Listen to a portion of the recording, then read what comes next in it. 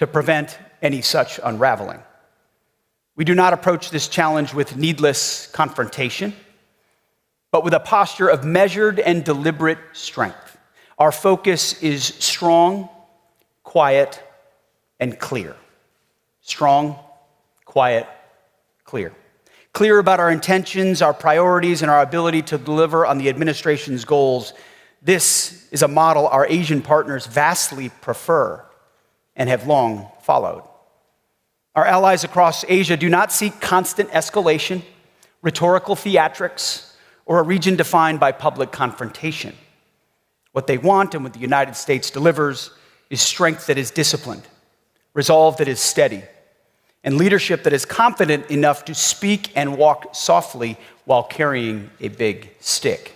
Yeah, Teddy Roosevelt said, "Speak softly and carry a big stick." Hegseth is doing the exact opposite. The US is screaming sanctions, rhetoric, and military threats, while its stick is literally breaking. And honestly, he can take that big stick and shove it up his ass. And I mean, if you take a look at Pete, he kinda looks like the guy who would probably like that kind of thing. But hey, I'm not judging. To each their own. But let's talk about the actual stick. The US military budget in 2026 is over $1 trillion. Sounds big, right? Except China's manufacturing capacity now produces more military-grade goods than the US, Japan, and Germany combined. The US Navy has 11 carrier groups. China is building them faster than America can maintain theirs. The big stick is now a fragile twig made of debt and aging carrier groups. And let's not forget, the US debt is $39 trillion and growing $5 billion per day. You can't project power when you're bankrupt. That's not a big stick. It's a stick that's so small, Hegseth would have to shove it pretty far to even feel it. And while a decent peace is our goal, make no mistake, America is a Pacific nation, and we insist that China respect our long-standing position in the region, and not just insist, but maintain the manifest military strength to underwrite it. Now, to get that job done, we are changing the playbook. The era of performative outrage is over, where Washington issues loud diplomatic protests that signal virtue but do not project capabilities.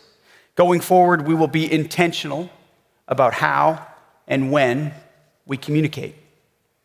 And we will lead first and foremost with actions. As I said, strong but quiet. Big stick, speak softly. Decent peace? Does America even know what the word peace means? The US has conducted military operations in over 80 countries since 1945.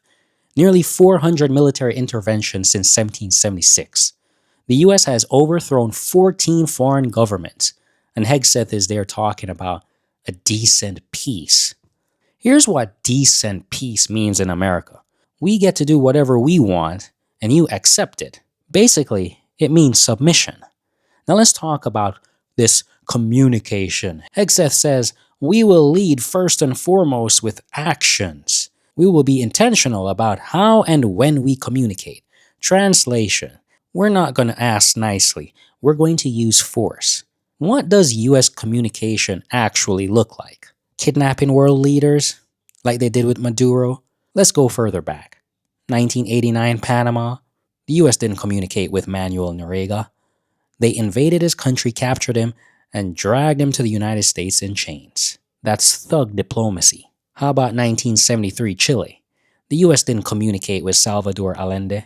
They orchestrated a CIA-backed military coup that overthrew his democratically elected government. Allende actually died in that coup, by the way.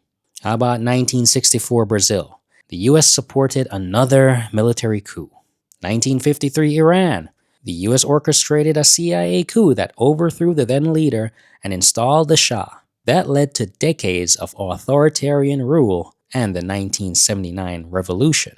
And of course, how can we forget Iraq? The US invaded, overthrew Saddam Hussein, and destabilized the entire region.